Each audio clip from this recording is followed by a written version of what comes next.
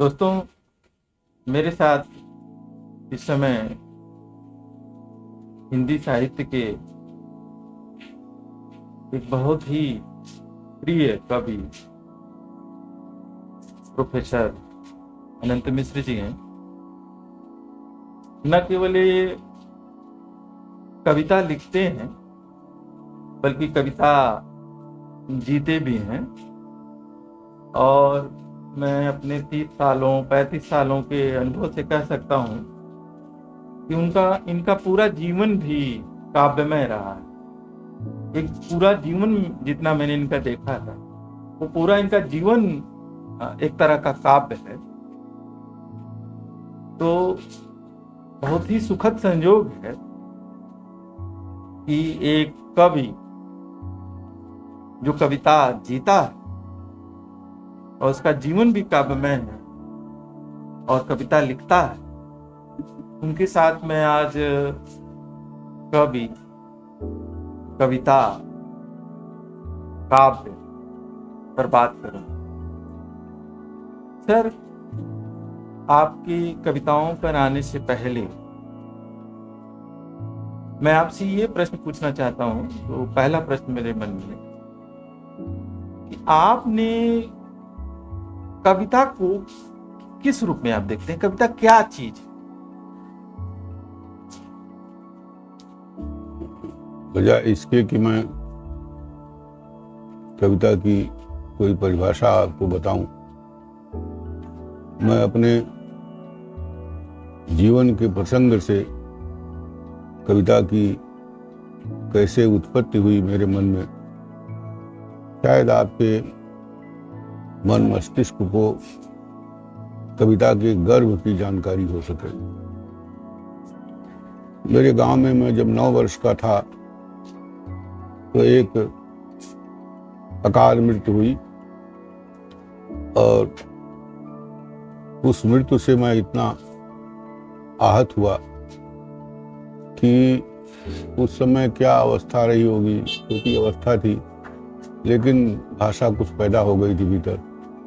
तो मैं गया, कागज खोज करके, कलम खोज करके मैंने सूरदास के छंद के आधार पर एक मृत्यु पर कविता लिखी।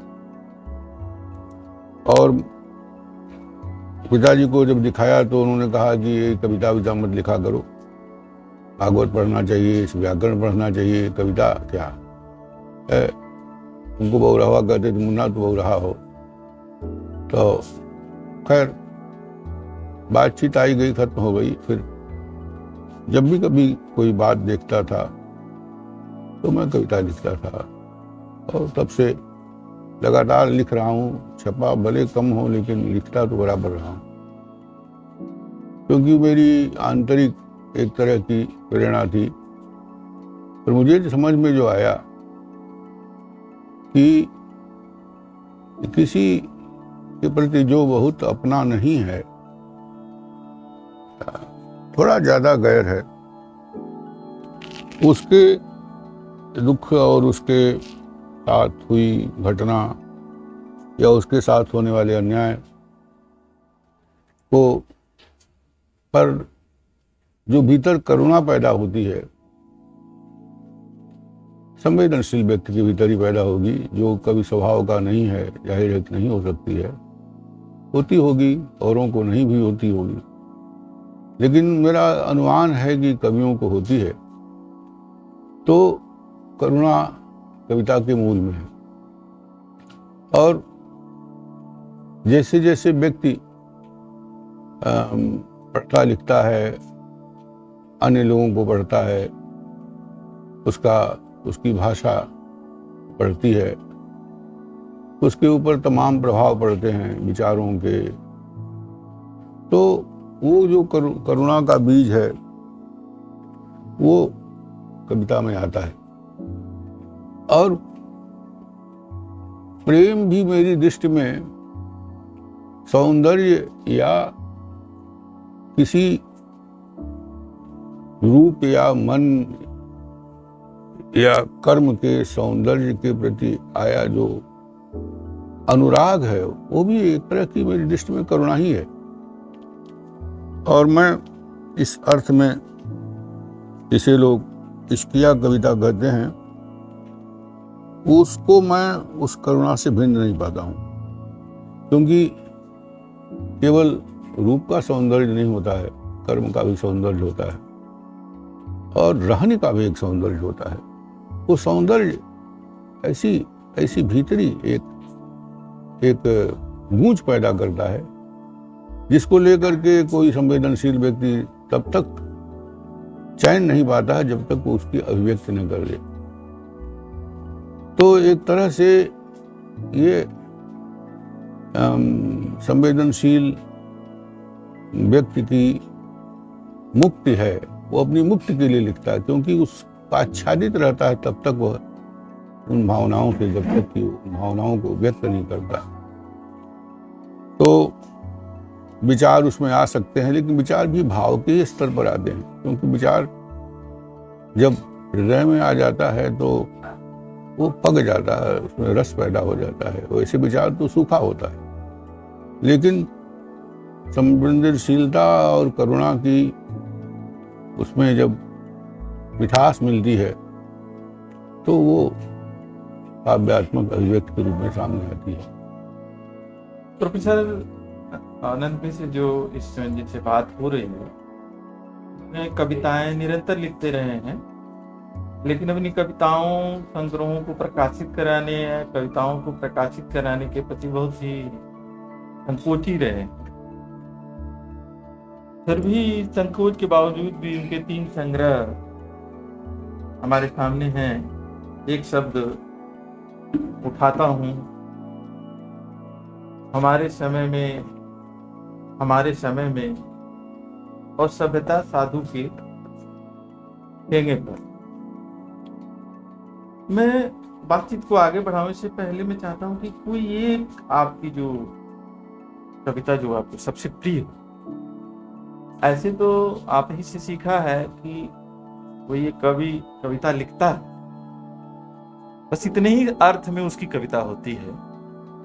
कविता तो मनुष्यता की होती है, किसी द्वारा शब्द दिया जाता है, दृष्टि में फैला हुआ कोई भाव है, शब्द दिया जाता है। तो आपको अपना जो सबसे प्रिय कविता एक मैं चाहूंगा कि अगर उसका आप पाठ करें। अब रामू जी, ऐसा है कि कवियों के लिए कविताएं उनकी सभी संततियों की तरह होती हैं। कौन अच्छी है, कौन कोई कविता प्रसिद्ध हो जाती है। अभी हमारी 2 कविताएं अंग्रेजी में अनामिका जी अनुवाद कर चुकी हैं, छपने वाली है। तो बजाय इसके कि मैं निर्णय करूं कि कौन सी कविता पढ़ूं आपके सामने, उन्हीं के द्वारा चुनी हुई पहले 2 कविताएं पढ़ता हूं और एक अपने मन से भी पढ़ता हूं, एक संग्रह से। तो जो कविता उन्होंने चुनी वो कविता है मकान। तो वो मकान कविता मैं पढ़ रहा हूं। क्यों चुनी उन्होंने ये तो वो जानती होंगी, लेकिन अन्य लोगों ने भी कहा कि वो कविता अच्छी है, तो जब सब लोग कह रहे हो तो ठीक है। कविता का शीर्षक है मकान। इसकी पृष्ठभूमि ये है कि मैं एक बड़े आदमी, हमारे मित्र थे, मेरा घर नहीं बना था, शहर में अध्यापक हो गया था। तो वो उनकी माता जी हमको बहुत मानती थी। मैं जब कभी उनके यहाँ जाता था तो वो कहती थी, यार आदमी के पास एक घर तो होना ही चाहिए, तुम घर बनवाओ, मैं मदद करूंगी। तो मैंने कहा पैसा वैसा था नहीं, तो घर तो नहीं बना उस समय। लेकिन अब उसकी जो बेचैनी थी, जो उनकी बार बार कहने, उससे मैंने एक कविता लिख करके फिलहाल मकान नहीं बनाया, लेकिन मैंने कविता का मकान बना लिया। वो एक कविता है, मकान। आदमी के सिर पर छत होनी ही चाहिए, आदमी के सिर पर छत होनी ही चाहिए, वो घरेलू महिला हमेशा मिलने पर कहती है। आदमी के सिर पर छत होनी ही चाहिए, वो घरेलू महिला अक्सर मिलने पर कहती है। उसका बंगला नया है, उसका बंगला नया है, उसके नौकर उसके लान की सोहबत ठीक करते हैं और वो अपने ड्राइंग रूम को हमेशा सजाती रहती है। मैंने नीले आसमान के नीचे खड़े होकर सोचा, मैंने नीले आसमान के नीचे खड़े होकर सोचा कि छत मेरे सिर से शुरू होगी या मेरे सिर के कुछ ऊपर से। मैंने नीले आसमान के नीचे खड़े होकर सोचा कि छत मेरे सिर से शुरू होगी अथवा छत मेरे सिर के कुछ ऊपर से। और जब मैं मकान बनाऊंगा, जब मैं मकान बनाऊंगा, और अब मैं मकान हो गया था, और अब मैं मकान हो गया था। मेरी इंद्रियां जंगलों की तरह प्रतीक्षा करने लगी थी, मेरी इंद्रियां जंगलों की तरह प्रतीक्षा करने लगी थी। मैंने सोचा यह रहे मेरे नौकर चाकर मेरे हाथ और पांव, मैंने सोचा यह रहे मेरे नौकर चाकर मेरे हाथ और पांव।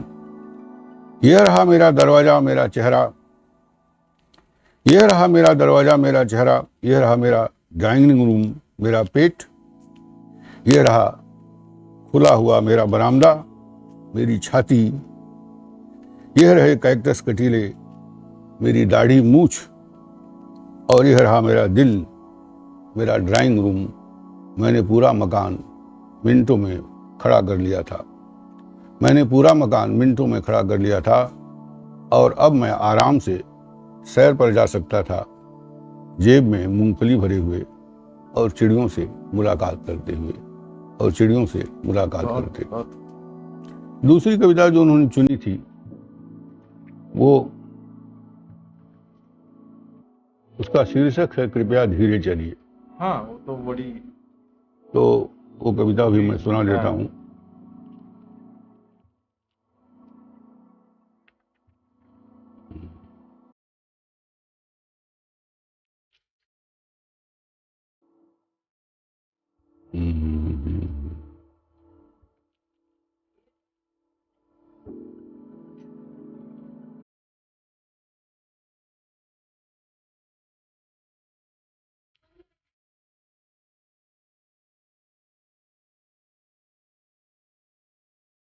देखो इसमें कहा गई, कृपया धीरे चलिए कविता। नजदीक की दिशा।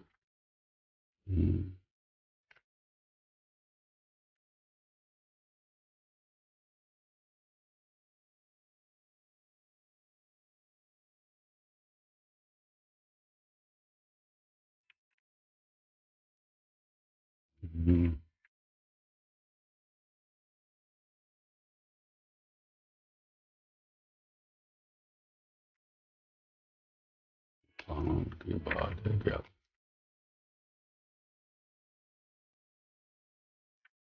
कृपया धीरे चलिए, कृपया धीरे चलिए। मुझे किसी महाकवि ने नहीं लिखा, मुझे किसी महाकवि ने नहीं लिखा सड़कों के किनारे मटमैले बोर्ड पर लाल लाल अक्षरों में। मुझे किसी महाकवि ने नहीं लिखा सड़कों के किनारे मटमैले बोर्ड पर लाल लाल अक्षरों में, बल्कि किसी मामूली पेंटर कर्मचारी ने, बल्कि किसी मामूली पेंटर कर्मचारी ने मजदूरी के बदले यहाँ वहाँ लिख दिया। जहाँ जहाँ पुल कमजोर थे, जहाँ जहाँ पुल कमजोर थे, जहाँ जहाँ जिंदगी की भागती सड़क पर अंधा मोड़ था, जहाँ जहाँ जिंदगी की भागती सड़क पर अंधा मोड़ था, त्वरित घुमाव था। घनी आबादी को चीरकर सनसनाती आगे निकल जाने की कोशिश थी। बस्ता लिए छोटे बच्चों का मदरसा था, बस्ता लिए छोटे बच्चों का मदरसा था। वहाँ वहाँ लोकतांत्रिक बैरियर की तरह मुझे लिखा गया, कृपया धीरे चलिए। वहाँ वहाँ लोकतांत्रिक बैरियर की तरह मुझे लिखा गया, कृपया धीरे चलिए। आप अपनी इम्पाला में, आप अपनी इम्पाला में रुपहले बालों वाली कंचन लता के साथ सैर पर निकले हों, या ट्रक पर तरबूजों की तरह एक दूसरे से टकराते बधुआ मजदूर हों, आसाम, पंजाब, बंगाल भेजे जा रहे हों, या ट्रक पर तरबूजों की तरह एक दूसरे से टकराते बधुआ मजदूर हों, आसाम, पंजाब, बंगाल भेजे जा रहे हों, या मेटाडोर से रंग लेने निकले हों, मैं अक्सर दिखना चाहता हूं आपको, कृपया धीरे चलिए। मेरा नाम ही यही है साहब, मेरा नाम ही यही है साहब। मैं रोकता नहीं आपको, मैं महज मामूली हस्तक्षेप करता हूं, मैं महज मामूली हस्तक्षेप करता हूं।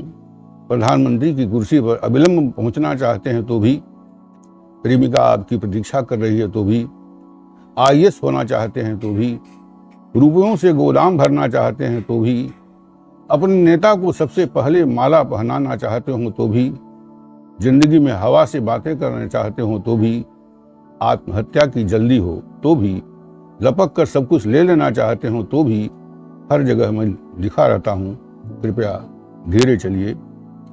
मैं हूं तो एक मामूली इबारत, मैं हूं तो एक मामूली इबारत, आम आदमी की तरह, पर 3 शब्दों का महाकाव्य हूं, पर 3 शब्दों का महाकाव्य हूं। ये आसानी से पढ़िए, कृपया धीरे चलिए, कृपया धीरे चलिए। एक कवि के रूप में, जैसे कवि अपने समय को देख रहा होता है, आज मनुष्य जाति जहाँ खड़ी, पूरी दुनिया को अगर निगाह मिटा, तो एक कवि के रूप में आज आपको मनुष्यता कहाँ खड़ी हुई दिखती है? एक कवि की निगाह से आज की दुनिया को, भारत को, पूरी दुनिया को कैसे आप देखते हैं? अब मैं तो इस रूप में देखता हूं कि जो थोड़ा बहुत अखबारों से और विभिन्न पत्रिकाओं से जानकारी मिलती है कि दुनिया चांद पर पहुंच रही है, मंगल पर पहुंच रही है, कितने यान बन गए, कितने क्या टेक्नोलॉजी बढ़ गई, लेकिन बहुत से देशों के बारे में फेसबुक पर और दूसरे साधनों से और कभी कभी यूट्यूब से जो मैं देखता हूँ, अफ्रीका में और जगह जगह कई देश हैं, भारत के भी कुछ अंदरूनी प्रांत हैं, वहाँ भूख की स्थिति भी बनी हुई है, भोजन की समस्या बनी हुई है, बीमारी की समस्या बनी हुई है, घर उनके झोपड़े हैं, उनका जीवन बहुत ही नारकीय है।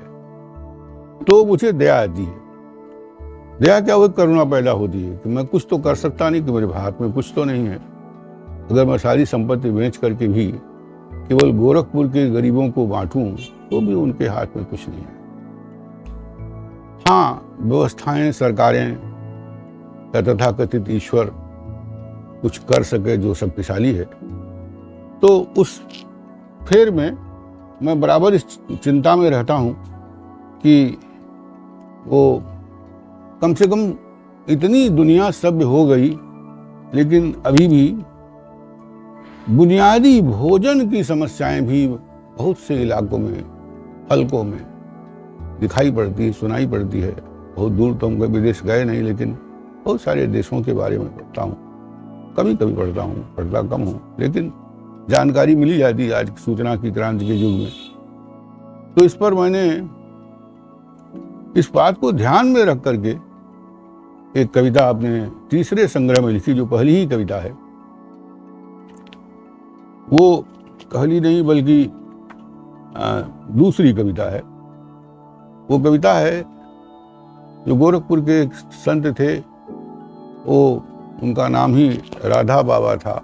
राधा कृष्ण के भक्त थे, खिचड़ी खाते थे एक समय, त्यागी पुरुष थे, ठीक है, सनातन धर्मी थे, अपने उस हिसाब से उनके विश्वास थे, वो एक अलग प्रश्न है, आप असहमत हो सकते हैं। लेकिन बराबर मैं जाता जब भी था तो एक सवाल जो लोग आते थे उनसे पूछते, उस सवाल के माध्यम से मैं दुनिया के लोगों को बताने की मैंने कोशिश की है। एक थे संत जो कोई मिलने जाता था एक सवाल पूछते थे, बच्चा भोजन हो गया है? एक थे संत जो कोई मिलने जाता था एक सवाल पूछते थे, बच्चा भोजन हो गया है?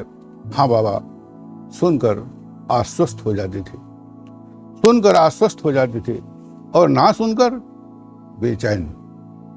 और ना सुनकर बेचैन सभ्य दार्शनिक चिंतक खाए और अघाए भद्र और तथाकथित पढ़े लिखे लोग चकित मुस्कान चेहरे पर लाते और सोचते थे, ये क्या सवाल बाबा पूछते हैं, ये क्या सवाल बाबा पूछते हैं। अरसा हुआ बाबा नहीं रहे, अरसा हुआ बाबा नहीं रहे। ये सवाल अब मैं पूछ लेता हूं जदा कदा किसी से, ये सवाल अब मैं पूछ लेता हूं जदा कदा किसी से। ये सही है कि ज्यादा से ज्यादा मेरे मिलने जुलने वाले लोग हंसते हैं और तवज्जो नहीं देते, और तवज्जो नहीं देते। पर मैं हर किसी से पूछना चाहता हूं यह सवाल, पर मैं हर किसी से पूछना चाहता हूं यह सवाल, और चाहूंगा इस देश की ही नहीं, दुनिया की पंचायत, दुनिया के संसद एक एक आदमी से पूछे यह सवाल कि उसने भोजन किया है कि नहीं, उसने भोजन किया।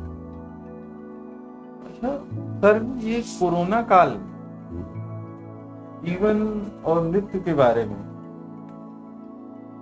काफी लोगों का माने नजरिया बदला, खास करके मैंने तुलनात्मक तौर पर जो हम लोग युवा लोग, उनमें भी मैंने देखा कि जिंदगी के प्रति, मौत के प्रति, खास करके जिंदगी के प्रति एक नजरिए में तब्दीली आई। 1918 की तो महामारी आपने भी शायद नहीं सुनी है, मैंने देखी नहीं होगी उस तरह से। इतने बड़े महामारी का समय तो शायद आपने भी अपनी जिंदगी में ये कोरोना काल के दौरान देखा। इस महामारी ने और जिस तरह से लोगों की मौतें, और सबकी, हर आदमी ने, ज्यादातर लोगों ने किसी न किसी आदमी को खोया, इसने आपके सोचने समझने या पहले से जो सोच समझ आप रहे थे उसमें कोई फर्क डाला हो? रामू जी, आपने बहुत अच्छा सवाल किया, और मेरा ख्याल है कि इस कोरोना काल में लगभग सभी ने बहुतों को खोया, अपनों को खोया या अपनों के अपनों को खोया। और मृत्यु पर पहले भी मृत्यु 100% सही है। आज तो ऐसा हुआ नहीं कि जन्मा हो मरा ना हो, चाहे वैज्ञानिक कितना भी आविष्कार कर लें, लेकिन मृत्यु तो 100% होती है। कुछ दवाइयों से उम्र बढ़ जाती है, बीमारियां ठीक हो जाती हैं, उम्र बढ़ी है, लेकिन मृत्यु तो 100% होती ही होती है। इस सवाल पर बहुत सारे दार्शनिक, बहुत सारे चिंतक, बहुत सारे कवियों ने मृत्यु बोध पर बहुत लिखा है, बहुत समझा है, लेकिन कुछ दौरान ये जो दहशत है वह, उसने बहुत लोगों को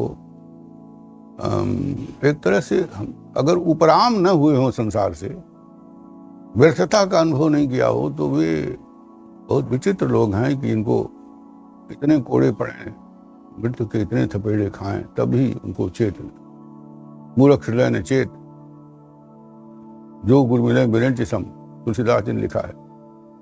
तो मृत्यु की इतनी मार के बाद भी अगर मनुष्य संसार की असारता का अनुभव नहीं करता है और कोई गहरे में उसके नहीं जाता उस सवाल के, तो एक हैरानी की बात जरूर है। लेकिन मेरे लिए तो बहुत ही है, क्योंकि हर मृत्यु, अपनी भी मृत्यु की तो खबर होती है। जब कोई मरता है अपना, खास तौर से, तो अपने भी मौत की खबर मिलती है। ये होना है। मुझे वो एक कविता, हम लोगों के से बड़े थे, धर्मयुग जब निकलता था, तो उसमें एक दामोदर अग्रवाल करके वो क्षणिकाएं, छोटी छोटी कविताएं लिखते हैं। इस दौरान मुझे उनकी वो 2 लाइन की कविता याद। उस कविता यह है कि क्या पता कब चू पड़े, क्या पता कब चू पड़े, जिंदगी तो डबडबाई आंख, आंसू से भरी आंख है जिंदगी, कब चू पड़े, इसका कोई ठिकाना नहीं। तो ये कविता, इस कविता का स्मरण होना ही इस बात का प्रतीक है, सबूत है कि मेरे जैसे हजारों लोगों ने, लाखों लोगों ने बहुत गहरे में इसका अनुभव किया होगा। और जिंदगी की सच्चाई तब तक समझ में नहीं आती है जब तक मौत सामने न हो। इसलिए दो चीज़ें जिंदगी की सच्चाई को समझाती हैं, एक तो उसका आर्थिक ढांचा, दूसरे जीवन और मृत्यु के बीच, जीवन ही नहीं मृत्यु भी, क्योंकि एक सिरा अगर जीवन है तो दूसरा सिरा मौत है। तो इस दौरान ऐसी कविताएं मैंने लिखी और लोगों ने भी लिखी होंगी जिसमें जीवन के उल्लास के बीच जो है वो मृत्यु की दस्तक की गूंज सुनाई पड़ती है। बहुतों ने लिखा होगा, कुछ छपी होंगी कुछ नहीं छपी होंगी, वो बात अलग है, लेकिन लिखा जरूर होगा संवेदनशील कवियों ने। तो अब एक ऐसा प्रश्न है कि इस बीच इस पर विचार करने की सघनता तो पैदा ही हुई है, और हर दिन लगता है कि ये दिन कोई समाचार न लाए।